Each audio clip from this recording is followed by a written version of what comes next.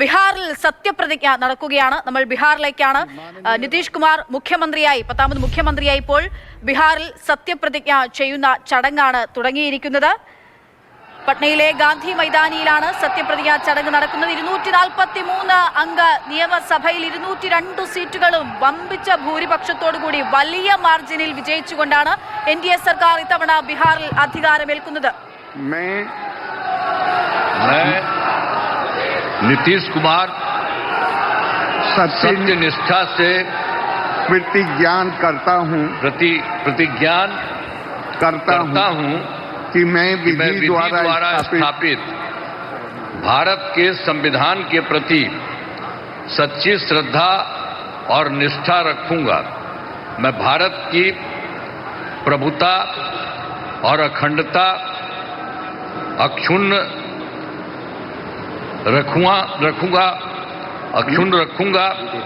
मैं बिहार राज्य के मुख्यमंत्री के रूप में मैं अपने कर्तव्यों का श्रद्धापूर्वक और शुद्ध अंतःकरण से निर्वहन करूंगा तथा मैं भय या पक्षपात, अनुराग या द्वेष के बिना सभी सरकार के लोगों के प्रति संविधान और विधि के अनुसार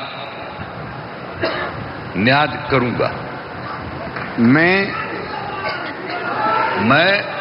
नीतीश कुमार सत्यनिष्ठा से प्रतिज्ञा करता हूं कि जो विषय बिहार राज्य के मुख्यमंत्री के रूप में मेरे विचार के लिए लाया जाएगा अथवा मुझे ज्ञात होगा, उसे किसी व्यक्ति या व्यक्तियों को तब से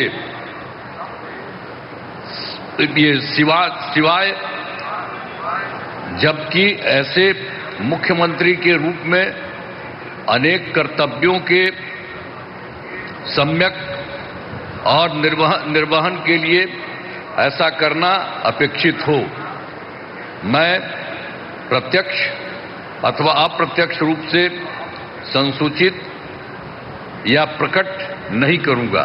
धन्यवाद। बधाई।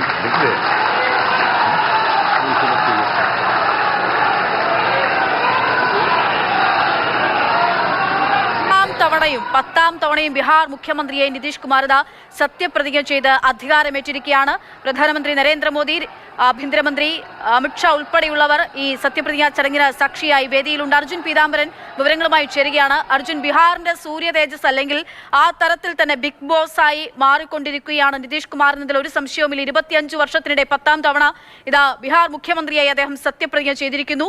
മറ്റു മന്ത്രിമാരുടെ സത്യപ്രതിജ്ഞയും ഉടൻ ഉണ്ടാകും. മറ്റ് വകുപ്പുകളിലെല്ലാം തീരുമാനമായി കഴിഞ്ഞു.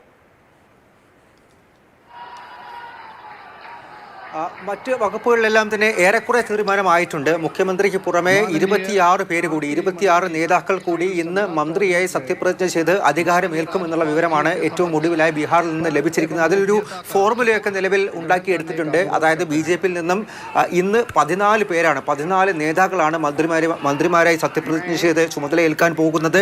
JDUവിൽ നിന്ന് 8 നേതാക്കളാണ് സത്യപ്രതിജ്ഞ ചെയ്യാൻ പോകുന്നത്. അതുപോലെ LJPയിൽ നിന്ന് 2 നേതാക്കളും RMLൽ നിന്ന് ഒരു നേതാവും അതുപോലെ തന്നെ HIM ഹിന്ദുസ്ഥാൻ ആവാമി മോർച്ചയിൽ നിന്നും ഒരു നേതാവ്, ഇങ്ങനെ 26 പേരാണ് ഏറ്റവും പ്രധാനമായും ഇന്ന് സത്യപ്രതിജ്ഞ ചെയ്ത് അധികാരമേൽക്കാൻ പോകുന്നത്. നമുക്ക് സ്ക്രീനിൽ കാണാൻ സാധിക്കും. സാമ്രാട്ട് ചൗധരി BJPയുടെ നിയമസഭാ കക്ഷി നേതാവാണ്. അദ്ദേഹം ബീഹാറിന്റെ ഉപമുഖ്യമന്ത്രിയായി തുടർച്ചയായി 2ാം തവണയും വീണ്ടും സത്യപ്രതിജ്ഞ ചെയ്തിപ്പോൾ അധികാരമേൽക്കുന്ന ആ കാഴ്ചയാണ് നമുക്ക് കാണാൻ സാധിക്കുന്നത്. ഇതിന് പുറമെ വിജയ് കുമാർ സിൻഹ 2ാമത്തെ ഉപമുഖ്യമന്ത്രി കൂടി ഉണ്ടാകുമെന്നുള്ള കാര്യമാണ് ഇതിനോടകം തന്നെ BJPയും അതുപോലെ തന്നെ NDAയും എല്ലാം തന്നെ വ്യക്തമാക്കിയിരിക്കുന്നത്. ഇവരെ കൂടാതെ 12 നേതാക്കൾ കൂടി BJPയിൽ നിന്ന് തന്നെ മന്ത്രിമാരെ സത്യപ്രതിജ്ഞ ചെയ്ത് അധികാരമേൽക്കും. അതിൽ തന്നെ 2 പേർ നേരത്തെയുള്ള മന്ത്രിമാർ തന്നെയാണ്. കഴിഞ്ഞ ക്യാബിനറ്റിലും മന്ത്രിമാരായി ചുമതല വഹിച്ചവരാണ്. പ്രധാനമായിട്ടും മംഗൾ പാണ്ഡെ മുൻപ് ആരോഗ്യമന്ത്രിയായിട്ടായിരുന്നു കഴിഞ്ഞ നിതീഷ് കുമാർ സർക്കാരിൽ